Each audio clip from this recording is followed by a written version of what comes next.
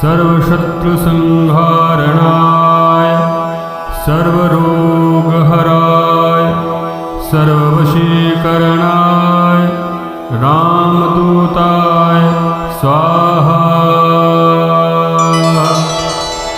ॐ नमो हनुमते रुद्रावताराय सर्वशत्रुसंहारणाय सर्वरोगहराय